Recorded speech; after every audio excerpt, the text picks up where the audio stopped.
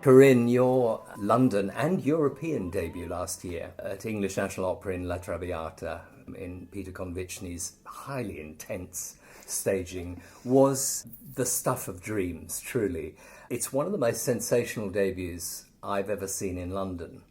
And we're not used to seeing them at English National Opera. We're more used to seeing them at the Royal Opera House, the debuts that really make headlines. And you got the kind of notices. It was as if you'd written them yourself. I'm still convinced you did write them yourself, actually. It was extraordinary, wasn't it? Did it surpass your expectations completely? Absolutely. It was life-changing. I came on recommendation of a conductor, Stephen Lord, who was conducted at English National. And he kind of told John McMurray and John Barry, you should keep an eye out for this girl. And they said, well, we still want to hear her. So I came to London and sang on the stage. I think I sang 4 arias. And you paid your own way. This Yeah. is kind of made it even more romantic. The fact that you used some prize money from one of your competition wins to pay your way over to audition. I did. I was so lucky to have that money, or I wouldn't have been able to come. But I found out while I was still in Europe that I got the contract. So I was so excited, and I had a Traviata coming up in Hong Kong prior to this Traviata. So I was able to really get the role in my voice in Italian, which I think is really important for these kind of epic roles. And so it was partially having done it before, but it was also with the help of my mentors. Stephen Lord coached me on it, and he's done it a lot. My teacher, Diana Soviero, is one of the best Violettas ever. And it's a role that I've kind of been getting in my voice for years. Something I knew was going to be one of my calling cards, and I'm so glad I did. Well, it felt so complete, vocally and dramatically, and it's the kind of performance that makes people think, where has she been all our lives? It was a real arrival performance.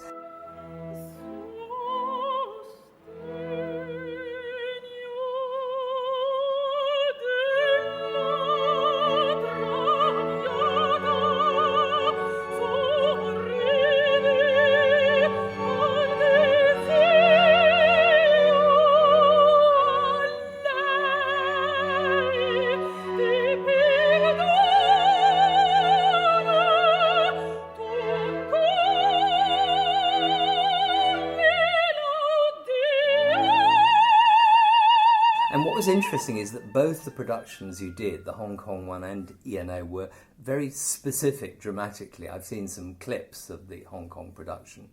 That means that you had to have had the role well and truly into your person in order to be able to go where those directors took you, which was different places. Well, I feel comfortable with off-the-beaten-path productions, especially with a good director, not just for the sake of shock value, but someone who's really thought it through.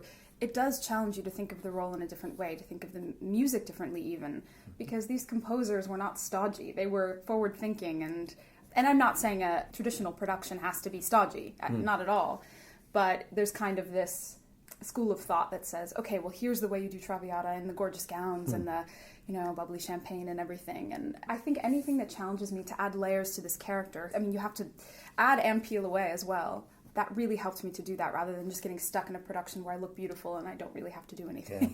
Yeah. In opera, because there are only a limited number of roles, singers have to repeat them many times and often in very many productions. And gone are the days where singers would arrive with the same performance, whatever the production was, even the same costume sometimes. Yeah. I mean, these great divas used to take their costumes with. That's hilarious. I think modern singers have to have that approach, don't they? Because opera is so much more theatre than it ever was. And I think it should be without forsaking the vocal integrity and quality. I think it should be music theatre, and there's a way to integrate both. And not to bring up Diana again, but she really is just such a role model for me in that, because her vocal technique was flawless, but she never had to sacrifice dramatic intent. If anything, it enhanced her vocalism. If there's a mission statement to my artistry, it would be that I work methodically in the practice room, almost as an athlete would do sprints, to get the voice where it's just kind of second nature. So when I get on stage, I have that freedom.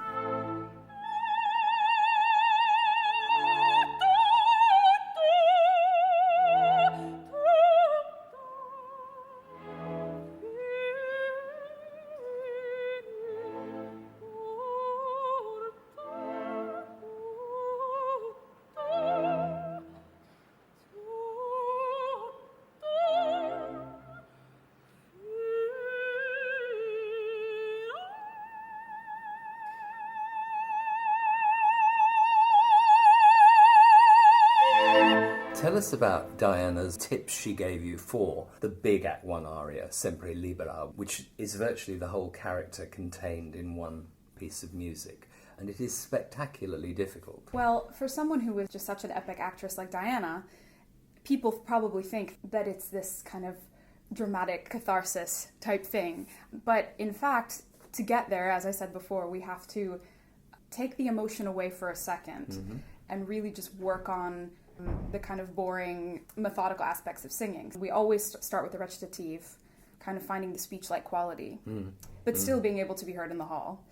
Then we start adding layers. And I think we spent a good month on the recit, and then we moved on. But for me as well, I do believe in building things in order. I really don't like, even in the staging process, taking things out of order, because it takes the spontaneity away a bit. And that's how Di and I work. We always kind of take things bit by bit as if we're looking at it for the first time. It's a little like those directors who direct musicals and insist that, first of all, the cast go through the songs spoken before they sing at all. Yeah. So that there's absolute speech sense there.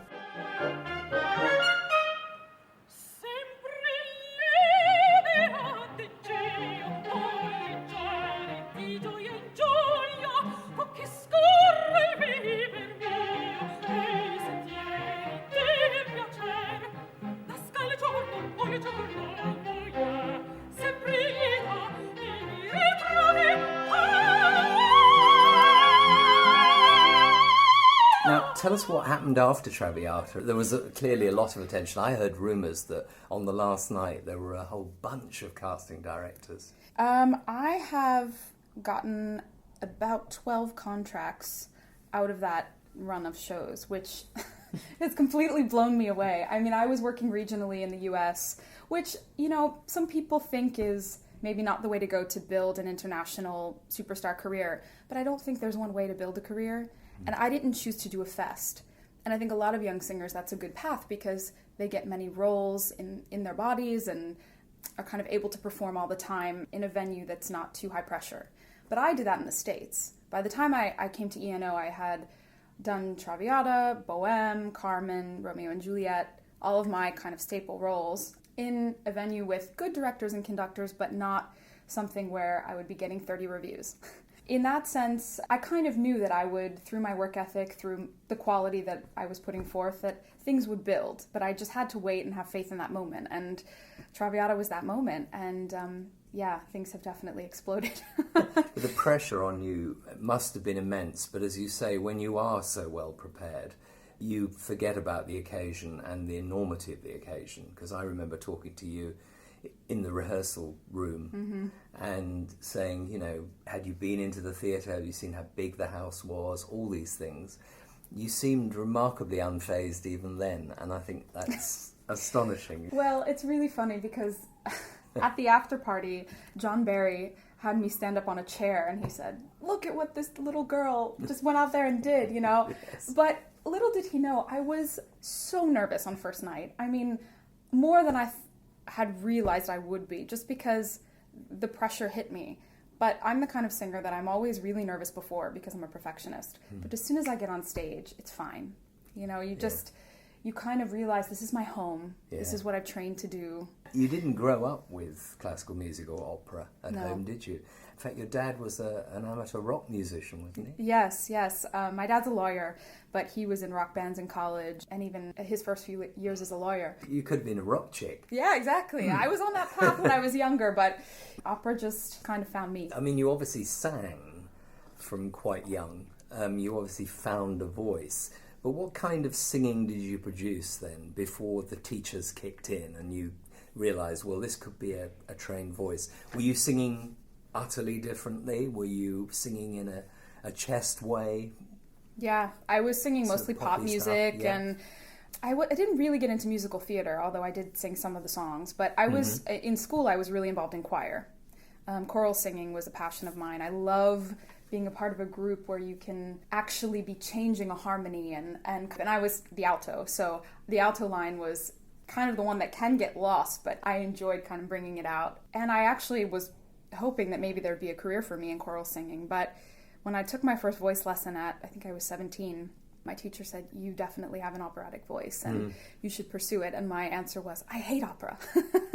Just because I knew nothing about it. And I think most people think they hate opera because of a preconceived notion or stereotype. Interesting you began as an alto, as a mezzo. I would imagine that might have something to do with the way your voice has developed as a soprano, because you have that kind of girth and the bottom notes as well, which are really important, the middle voice. Yeah, exactly. Maybe it's a bit controversial, but I will say for this day and age and this kind of age of singer, I think the thing that is missing in a lot of singers is the middle voice. Yeah. And including myself at one point. I mean, I kind of had it naturally and then I lost it for a while. Because as much as the American system is full of great teachers and great opportunities, also there's a sort of push to be a package, to be a stock kind of singer that fits a mold. And maybe that's why I've been more successful in Europe and why I relate to that, but I feel like there's less of that here. Not that there isn't a whole marketing scheme for singers and things like that, but it's just in trying to make the voice completely homogenized and perfect and packagey, there's a risk of losing the individuality, and a lot of times the middle voice is not focused on in that type of technique. So I know Diana's completely against that model, and so am I, frankly. I started as a lyric mezzo. I was still very young. I switched to soprano at 22. I didn't do any full roles as a mezzo, but I sang the light lyrics stuff, but I just knew it wasn't my temperament. And I also had high notes. It's always the high notes that people think are so sexy, because whether it's in the tenor or the soprano. And that's a danger in a sense, as you say, that the voice needs to be built from the ground upwards.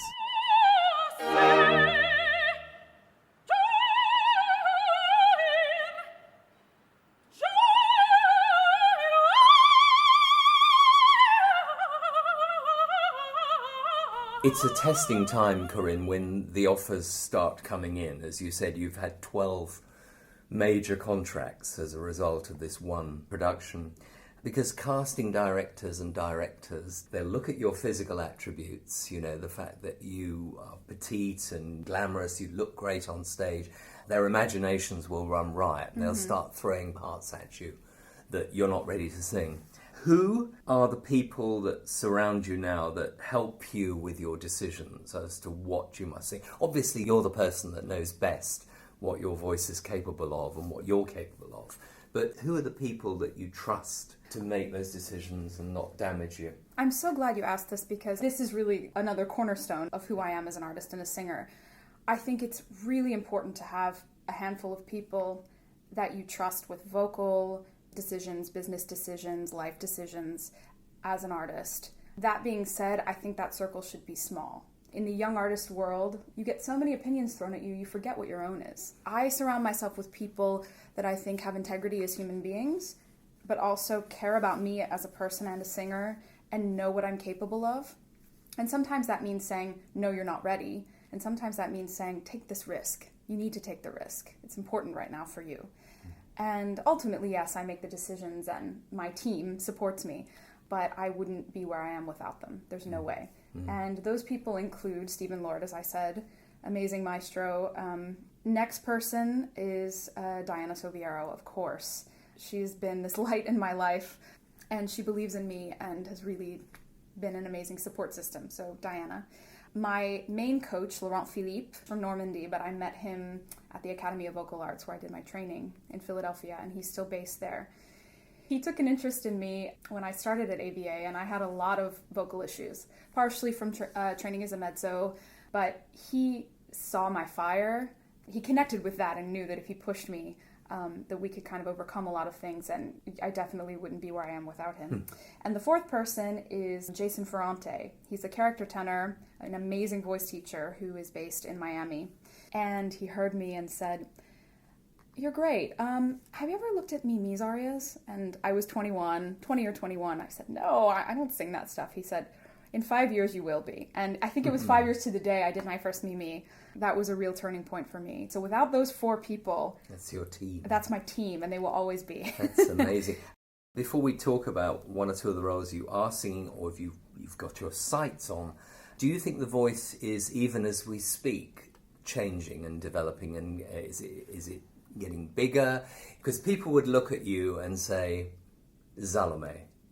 And, that's probably a long way down the road. But I'm wondering whether that could be the direction you might go. Possibly. I do think future, but I try to think on a 5, maybe 7-year plan. Most of the houses that have been interested in me have kind of been thinking on a 3 to 4 year plan. Right. So I've basically been thinking within 5 years. Mm-hmm. Salome would be something I'd love to act. I don't know if my voice will ever have the Germanic pure squillo that I think you really need for something like that, although I would absolutely love to do it. Squillo is that ping, that kind of, and you need it in Italian music for sure, but it's a different thrust. A lot of people who sing Germanic repertoire have a silvery quality to the sound, and I have a darker voice that needs a little bit more width rather than directness, which kind of lends itself a bit more to Italian music, French music. But I would like to take on some of those roles. In fact, when I was at AVA, I did Strauss's Arabella, and it fit like a glove. That's something I'd like to revisit maybe before Salome. And I'm doing some Mozart as well, which has more of that silvery texture as well. I've had to turn down some things. I got an inquiry for Pete Dom, which I am not ready for. No. Someone had an interesting idea of casting someone young in the Macropolis case, Janacek, because it's usually cast as an old woman, but she's ageless, which is a cool idea, but I said, no, I'm not ready for that. Some things that have been on the table that I've said yes to, I have Tatiana coming up, I have Desdemona coming up. That's interesting. I mean, the Tatiana I can absolutely see and hear. Mm-hmm. That's very interesting. Desdemona, of course, is a part, rather like Salome, is a part of 3 voices. Yeah. Desdemona is certainly a part of 2 voices, and there is that very heavy third act. Yes. You're aware of it, obviously. Yeah. You think you're ready to go there.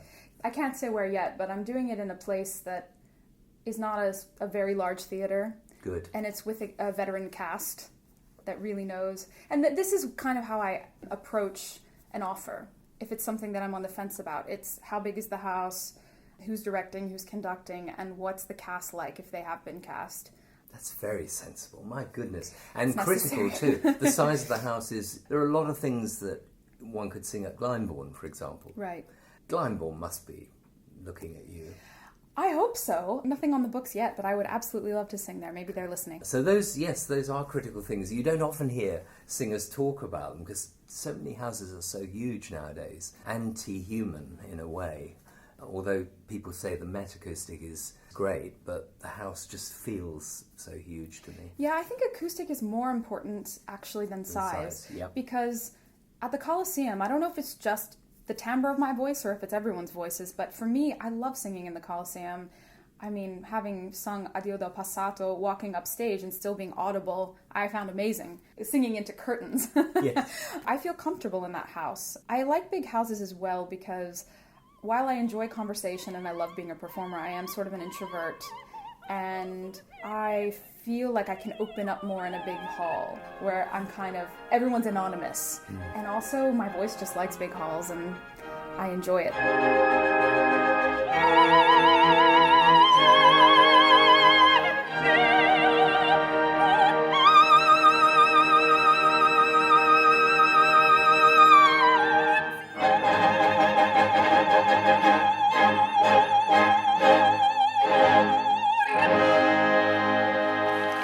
And what about the whole process of being on the road? I mean, opera can be a very lonely life, I would imagine. Yeah. You have to cultivate, obviously, friends wherever you go. But how do you deal with that? It is a lonely life. I think accepting that and realizing that that is really what we're paid for in this business, because most of us, the ones who are really dedicated and love it, would do it for free. We're paid for the endless tech rehearsals where we have to be, sweating in costume and not singing and just kind of walking cue to cue. That's the most boring part of the rehearsal process. We're paid for that, and we're paid to be away from the people we love, because that's the real sacrifice. For me, it's been, of course, throwing myself into my work and loving that, but also having kind of solitary things that give me joy outside of singing. I love cooking. I love reading. I started a blog about healthy living on the road. I wanted to. Yeah, it's called The Artisan Traveler. It was mainly just because I was interested in these things, and I thought maybe it could become sort of a forum where people could post as well, and we could share ideas, because having that serenity amidst kind of that loneliness is really important. It's the only way to have the strength to keep going when you're on the road so much. You're also a great social networker, and that, I guess, helps. You're back at ENO at the moment in a rare event, a production of Berlioz's Benvenuto Cellini, directed by the amazing Terry Gilliam. I mean, The Damnation of Faust was hair-raising. Looking at your face, I think this sounds like it's going to be pretty hair-raising too, yeah? It's the most unbelievable production I've ever been a part of. I can say that hands down. And I will say the Konwitschny Traviata was so life-changing for the performers. And I think some of the audience got it, but it's so psychological that I think for some people they weren't really in on, the psychology of these characters the way that we were, because we dug into them on the inside. It sucked me in. Oh, good. I'm so glad, because I heard kind of... extraordinary. Yeah. And because it was done without an interval, and there was a real focus on the people. Yeah, the engagement. Because there was very little on the stage. I thought it was extraordinary, yeah. Oh, good. Yeah, I know people were kind of torn, but with Cellini, it's so hard on sleeve, it's so bombastic, it's so outward, and that's how the piece is. I mean, the piece is nearly impossible to sing. It is French grand opera at its grandest. So many huge arias and ensembles, big chorus scenes, complete pandemonium, and it's perfect for Terry. Perfect for him. I mean, it's loosely based on the outrageous memoirs of the Florentine sculptor. Yes. And apparently the only Renaissance artist ever to have written an autobiography. Yes. Which is in itself extraordinary. He's a true Renaissance man, and I think for my character, Teresa, who falls in love with him, that's a huge draw for her, because it's like, what can this man not do? And in the opera, he makes seemingly impossible things happen. And he's a rascal. I mean, he's not the greatest guy in the world, but he's charming, and he's brilliant, and he's artistic, and he makes things happen. And I think that's just so exciting for a girl who's been trapped inside a lot by her controlling father. And you're also making your debut ere long at the Royal Opera House. Yes. Which you're not allowed to talk about at the moment. No, not specifically, but it is definitely on the books, 2016. Have you met Tony Pappano? I haven't. I don't know my cast yet, but I do know who's conducting and directing, and I will say it's going to be amazing. New production. Fantastic.